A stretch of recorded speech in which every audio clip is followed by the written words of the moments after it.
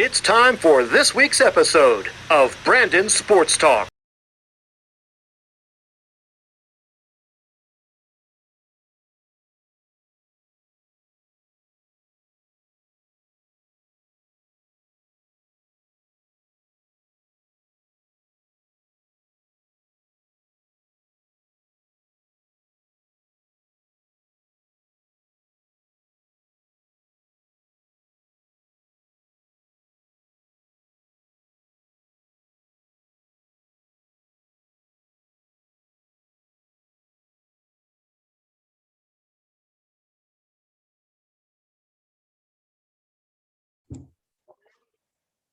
Welcome back to Brandon Sports Talk. In today's episode, I have the privilege to interview the Furman's assistant softball coach, Coach Nicole Hennessey. How are you doing today? I'm doing well. How are you? I'm doing good. Can you talk about how you knew that you wanted to get into coaching college softball? Yeah, I used to attend weekly hitting clinics, fielding clinics with a coach of mine who's now a mentor, Gina Oakes. And after I became one of her athletes and was going to Azusa Pacific, she let me work those camps, and I got to run the ladder station out in right field. And I remember the moment these little kids were like racing towards me and they wanted to beat the person next to them.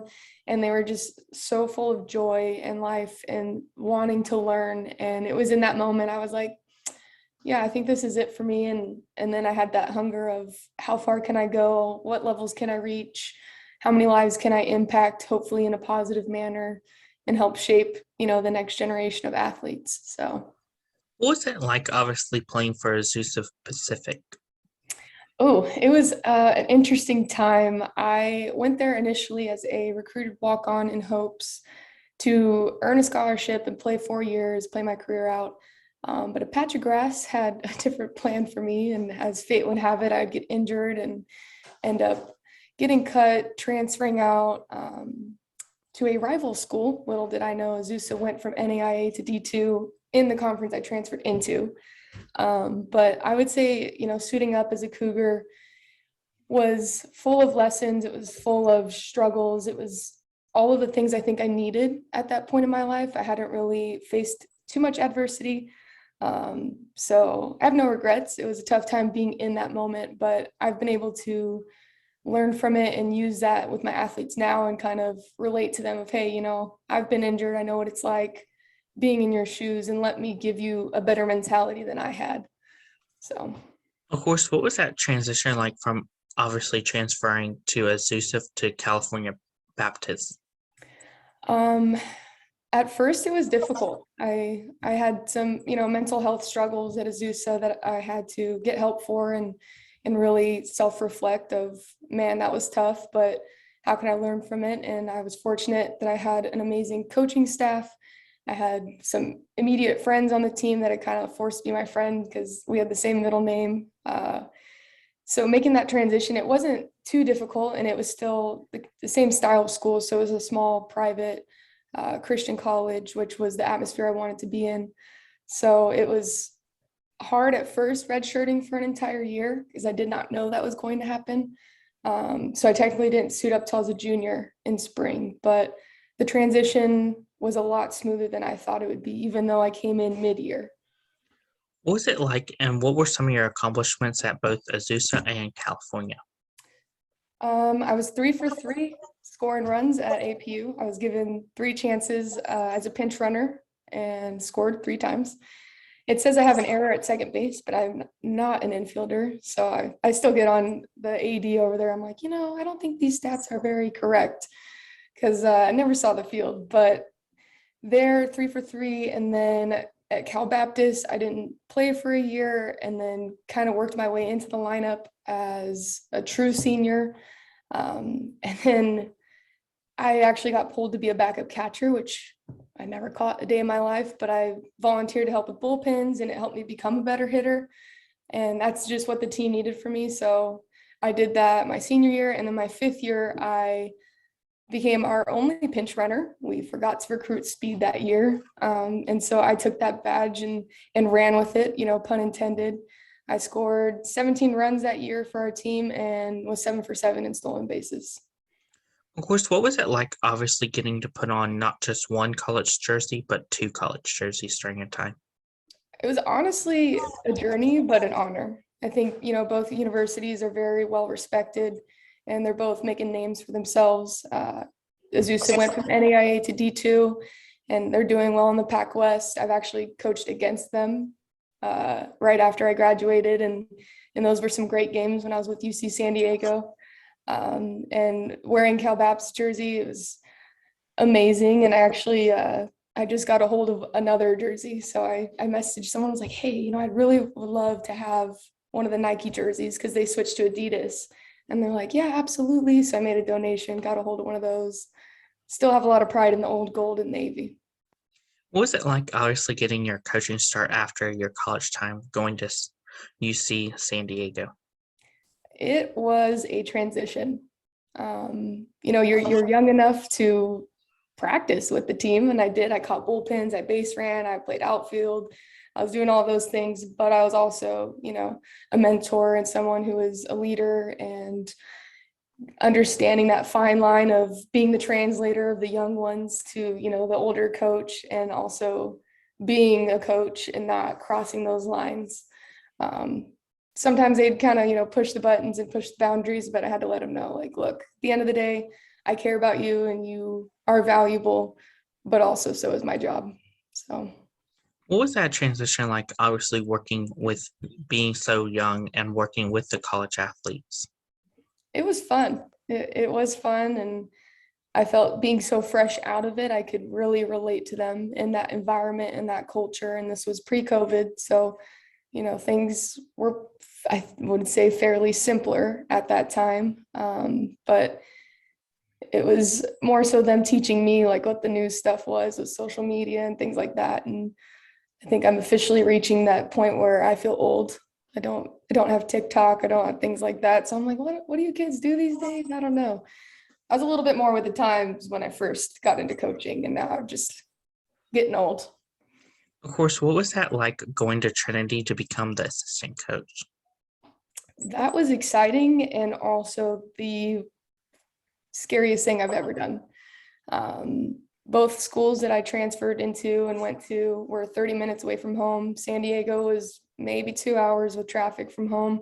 So moving halfway across the United States was a big jump. And I had the opportunity to go there and be a full-time employee, get to teach a fitness class, and being one of two coaches, have a lot more responsibility, and everything in my life had led to that point. And it was finally time, to fly the nest. And, my mom, I'm an only child. So she's like, I really don't want you to go. How am I going to be there for you? And I'm like, we got planes, we got cars, we got, phones, but it was exciting. And it was an opportunity I knew I couldn't pass up, which ultimately has opened many more doors for me. So I'm very thankful for that opportunity. And I miss it sometimes.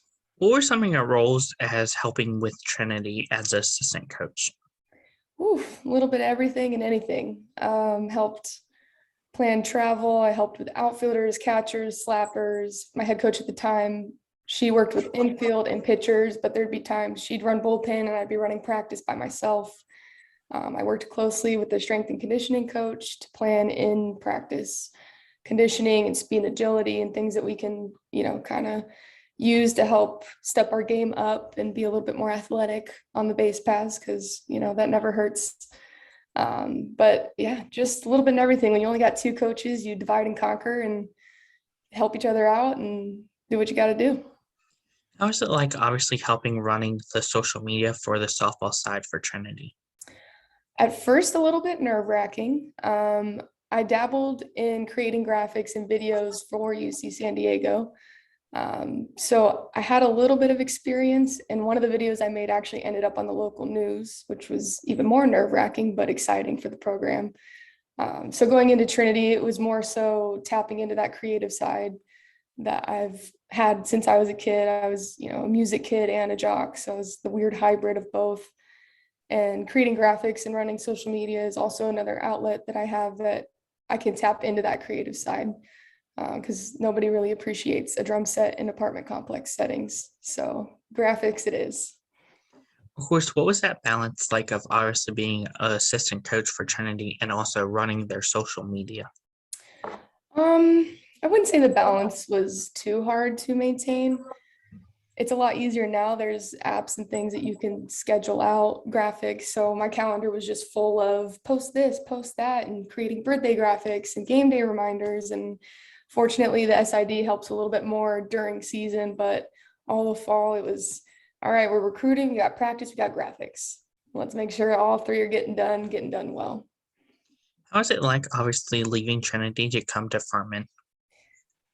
Even more scary. So I had the opportunity to visit Trinity and I interviewed with, administration and staff and the athletic director, and I did not do that for Furman. I had, the opportunity to come on my own, but I had never been to the state, let alone the campus. I just knew through a mutual acquaintance in softball about the program and that it was kind of on the up and up. And so I risked it all and I spent every last dime in my bank account to come here. And I believed in, the vision that Stacy, the head coach, had for the program. And I knew that that was somewhere I wanted to be. And that was a culture I wanted to be a part of building.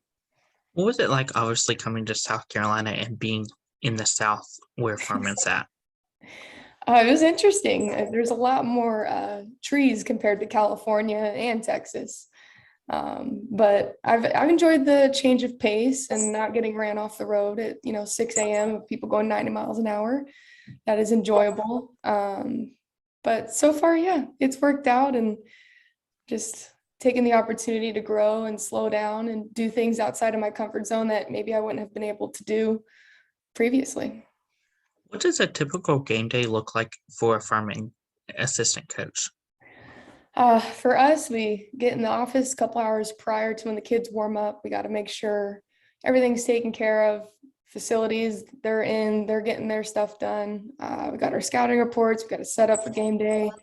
Just kind of make sure all the I's are dotted and the T's are crossed and make sure we're looking good and matching and ready to take a win. Who are some of the teams that you face in your conference?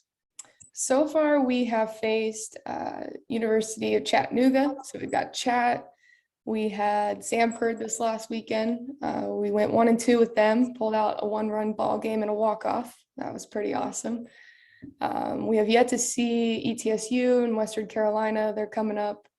And we also have UNC Greensboro at the end of our season. So we've got a strong conference and we're hoping to pull out at least a 3 seed, if not 4 seed within the SoCon and make a little splash. What's it like obviously playing in the SoCon and playing UNCG and obviously West Carolina? Well, those ones are coming up. So I'll let you know in a couple of weeks how those ones go.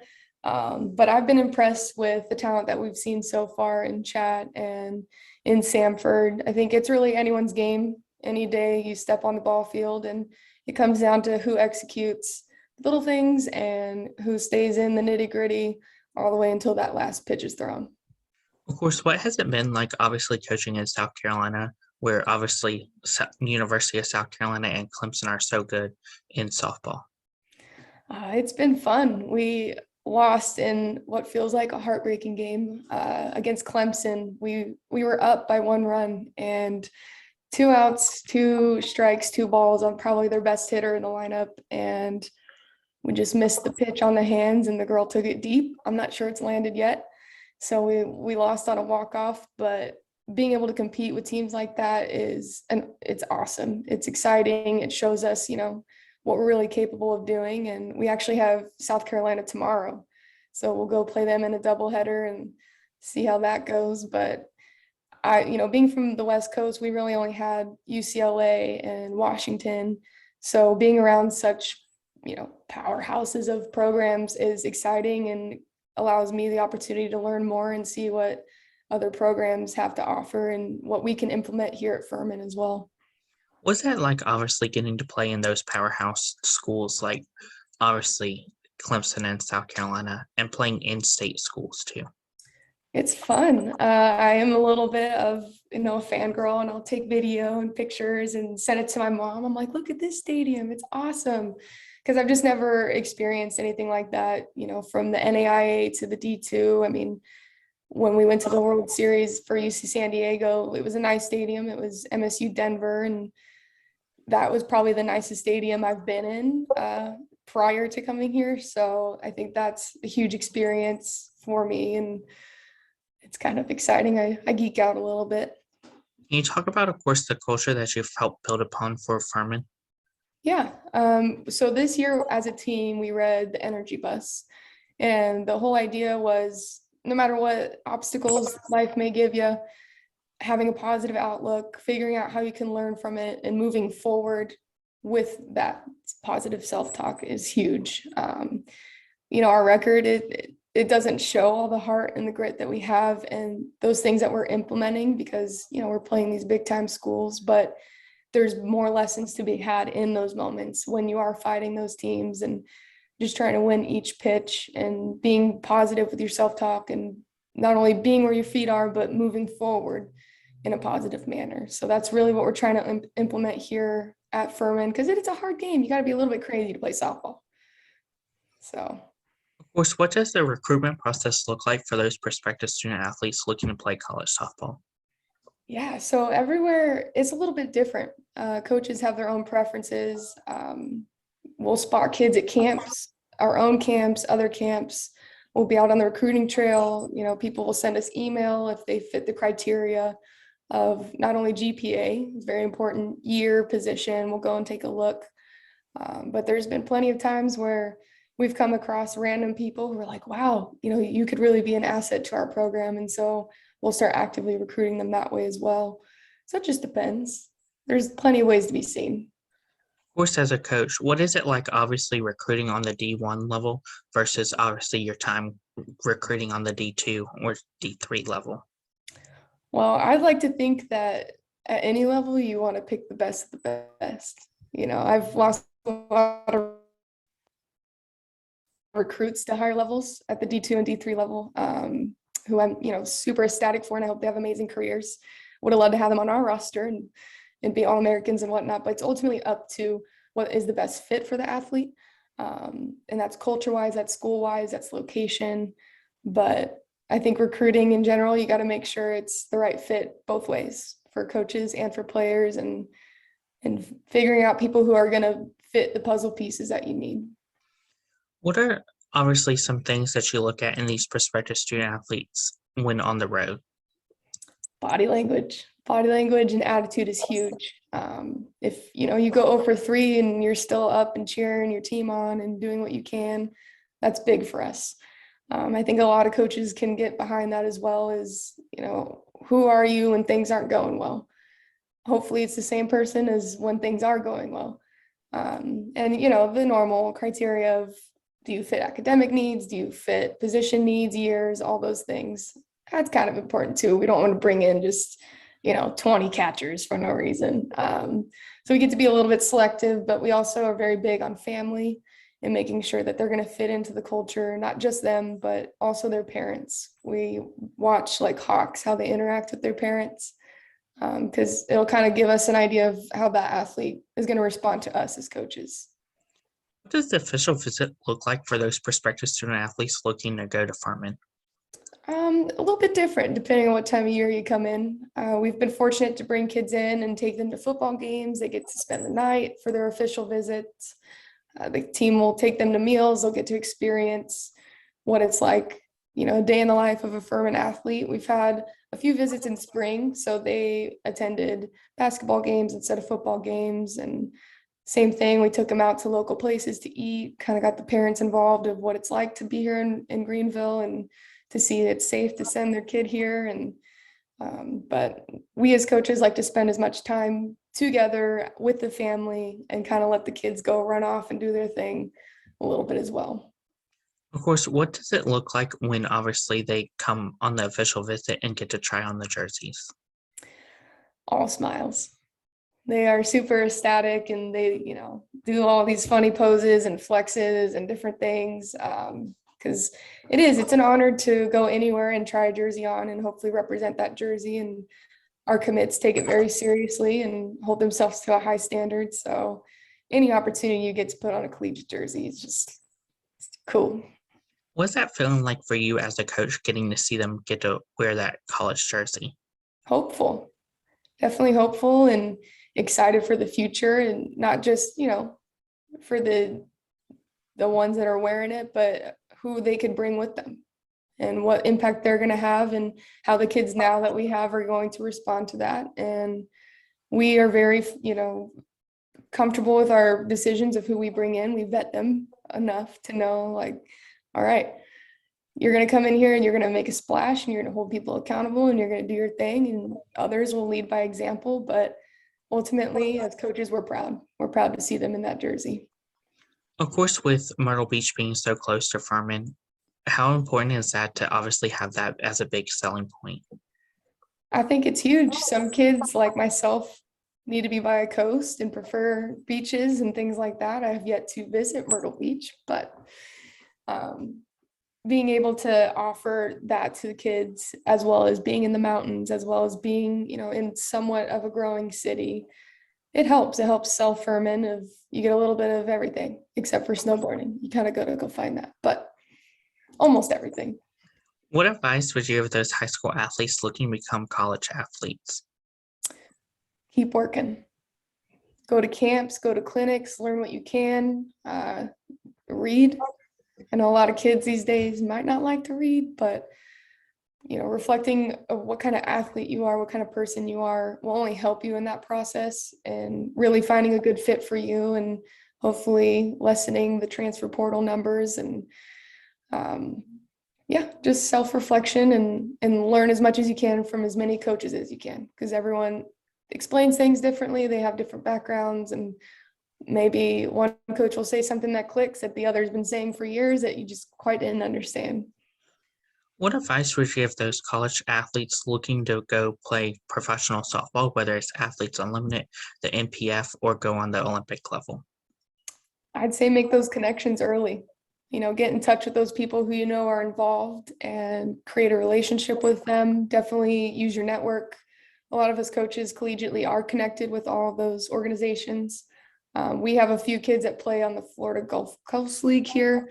So our volunteers actually going to go coach down there, I think, this summer, which is exciting. So just using your connections. What is it like, obviously, as a coach, seeing them go on to that Athletes Unlimited or the NPF level? It's honestly one of the coolest things to see. Getting them to continue their career. Softball doesn't have longevity like baseball does. Any opportunity they can do that, we're here for it, and we want to encourage it and empower it, and just, we love to see these kids on the field doing what they love. What's it like, obviously, as a coach, getting to see them go to the Olympic level, whether it's representing Team USA or even Team Canada? I have yet to have an athlete go all the way, but I have coached junior Olympic athletes, and there is a great sense of pride in being a small part in that journey, and hopefully being able to cheer them on all the way at the top. What advice would you give future college coaches looking to get started in coaching in college softball? Education, connections. I did not know what the graduate assistant position was. I'm a first-generation college student myself, let alone collegiate athlete. So really capitalizing on those opportunities, volunteer somewhere, get in the travel ball organization, just get your feet in where you can and start building your reputation and your knowledge as fast as you can. That's great advice. Where can my listeners find you at on social media, along with Furman's softball program at? So my personal social media is, I have a Twitter, which is Hennessey Softball, but softball has no vowels in it. And I have a coaching page on Facebook. It's Coach Nicole Hennessey. And I also have an Instagram, which is Hennessey Softball Academy. Thank you again, Coach Nicole Hennessey, for your interview, and best of luck in your future with Furman softball. Thank you very much. You can find Brandon Sports Talk on Facebook at Brandon Sports Talk, Instagram at Brandon Sports Talk, Twitter at Talk_Brandon, and you can find me on YouTube at Brandon Sports Talk. Don't forget to like, comment, and subscribe. Thank you again, Coach Nicole Hennessey, for your interview, and best of luck in your future. Thank you. You've been watching Brandon Sports Talk. Please feel free to like, share, and subscribe to Brandon Sports Talk on social media, and on YouTube.